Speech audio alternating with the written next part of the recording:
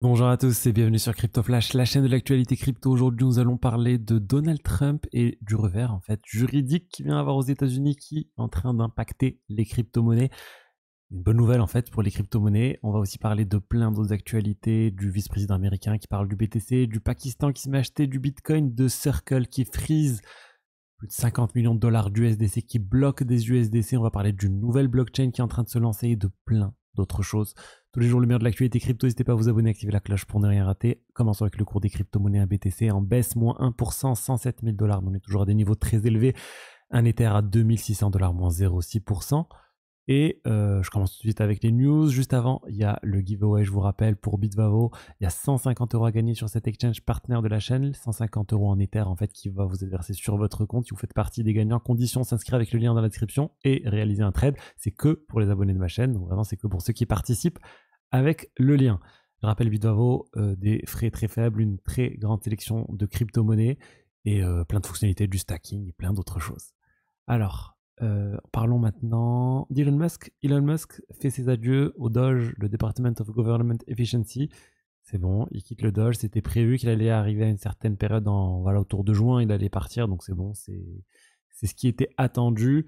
Alors clairement, il n'a pas fait tout ce qu'il espérait faire, il le dit. Le gouvernement américain est en train de dépenser d'ailleurs encore plus d'argent. Là, il y a des projets de loi pour dépenser une quantité énorme d'argent. Donc je pense que ça n'a pas réellement fonctionné, même si selon eux c'est déclaratif, mais ils ont fait économiser plus de 100 milliards de dollars aux États-Unis. Mais bon, bref, c'est fini, il va pouvoir se concentrer sur ses sociétés. Et d'ailleurs, l'action Tesla se porte plutôt bien ces derniers temps. Regardez, on est à 356 dollars. C'est beaucoup plus qu'en mars, par exemple, on était autour de 220. Et surtout, ce qui est intéressant de noter, c'est que le cours de l'action a vraiment explosé suite à l'élection de Donald Trump. On était à 240 avant l'élection de Donald Trump. Quelques jours après l'élection, on passe à 328. Et ensuite, ça fait que monter jusqu'en décembre, jusqu'à 463 pour chuter complètement. Bref, Elon Musk a toujours des centaines de milliards de dollars sur le papier. Il a aussi quelques milliards en cash, j'imagine. Mais la majorité de sa fortune, c'est en actions, Tesla et SpaceX. Ensuite, on va parler de Sol Strategies, une société qui veut acheter des jetons Solana.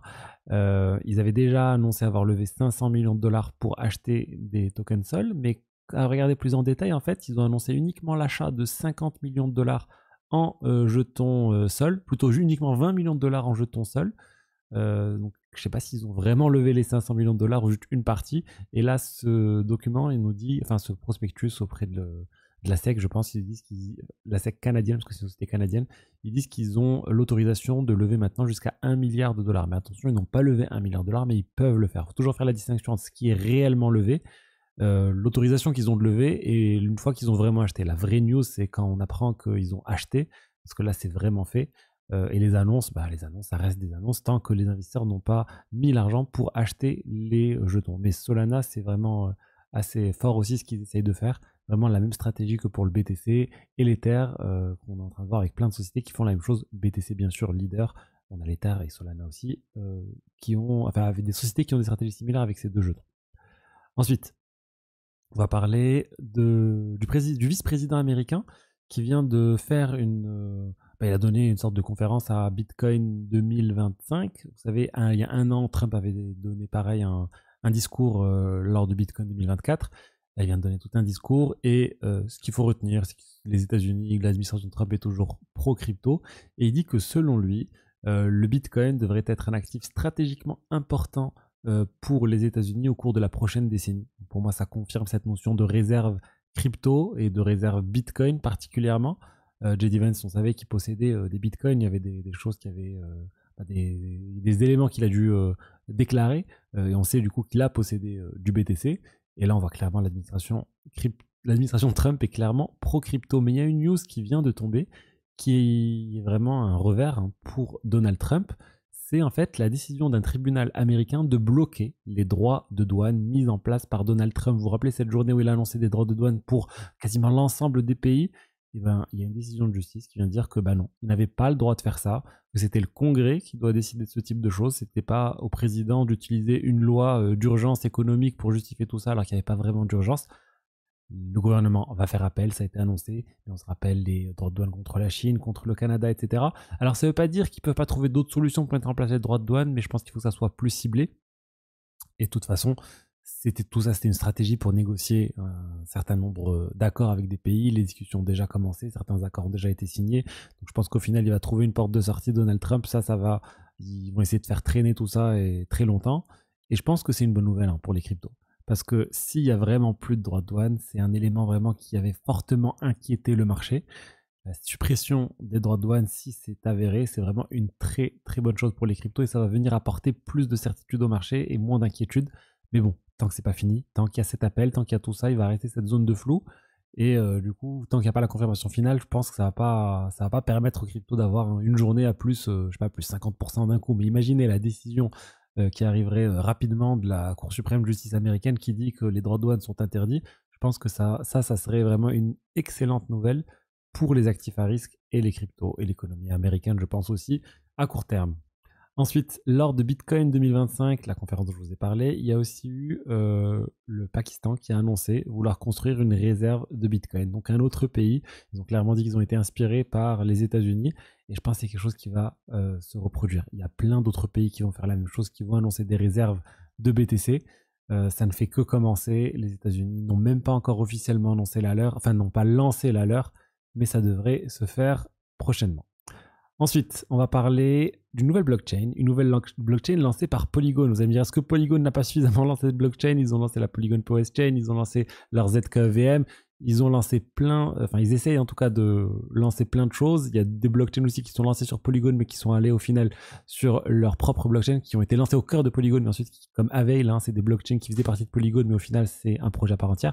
Et bien là, il y a un nouveau projet qui est annoncé qui s'appelle Katana. Katana, c'est une blockchain. C'est une blockchain construite, hein, sur la technologie plutôt de Optimism, mais ça fait pas partie de l'OP Chain, donc ça utilise l'OP Stack. Et c'est quoi cette blockchain qui est en train de lancer Polygon? C'est une blockchain vraiment très orientée autour de la finance décentralisée. Ils veulent mettre en avant aussi leur outil Aglayer qui permet d'agréger un certain nombre de blockchains, mais vraiment la spécificité de cette blockchain, c'est qu'ils veulent avoir une liquidité extrêmement concentrée sur un petit nombre de protocoles. Et c'est dans ce sens, en fait, qu'il ne va pas y avoir 15 000 applications différentes de finances décentralisées. Ils veulent qu'il y en ait une par grande catégorie. Donc, il y aura Morpho sur le lending, il y aura SushiSwap pour les DEX, il y aura Vertex pour les perp DEX.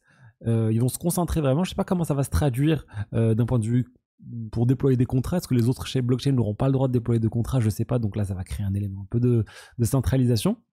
Mais c'est une vision différente. C'est une vision à part de, voilà, on concentre les protocoles, on concentre la liquidité sur les protocoles qu'on souhaite. On met en place un certain nombre d'incitations financières pour utiliser ces protocoles. Et ensuite, on partage les revenus de la blockchain. Même les revenus du séquenceur vont être partagés avec les utilisateurs. Donc il y a une vision différente. Clairement, j'ai rarement vu ce type de vision où on centralise tout ça.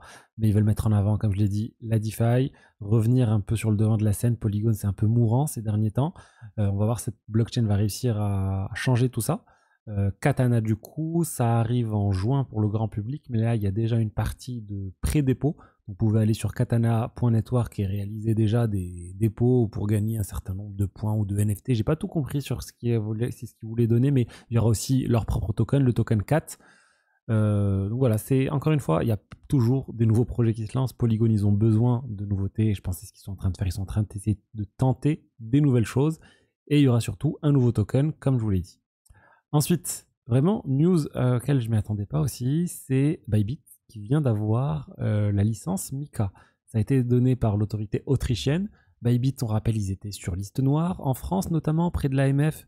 Et là, finalement, ils vont avoir le droit d'opérer à travers tous les pays européens. C'est une très bonne nouvelle pour cette plateforme.